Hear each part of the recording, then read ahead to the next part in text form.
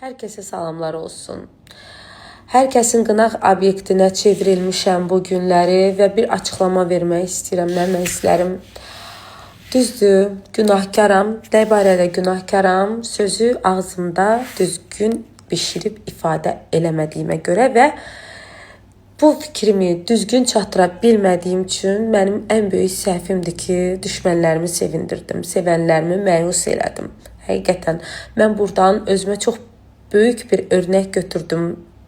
Yəni bugün mən bir çox şeylər yaşadım və gözəl xalqım, gözəl millətim, sizə demək istəyirəm ki, mən sizə çox sevirəm.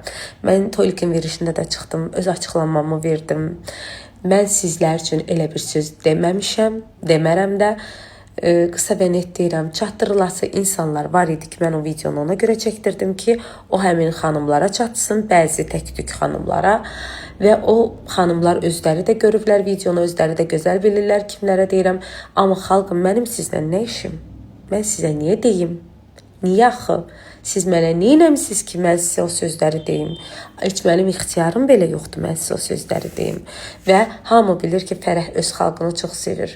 Hamı bilir Fərəhin ürəyi necə gözəldir. Hamı bilir ki, Fərəh millətini hər yerdə uca tutur. Elə həmişə də uca tutacaq.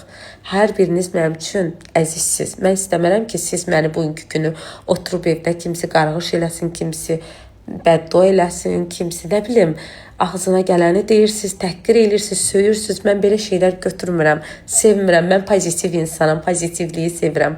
Xahiş edirəm, məni negativliyə salmayın, çünki mən sizi çox sevirəm.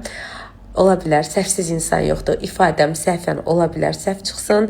Mən sizdən əgər xətrinizə dəyibsə, yanlış anlaşılmaya görə bir daha üzr istəyirəm, sizi çox sevirəm. Səhvsiz insan yoxdur, unutmayın. Amma yenə də deyirəm, mən sizin heç birinizə qarşı səhv eləyib sizlərə bir söz deməmişəm.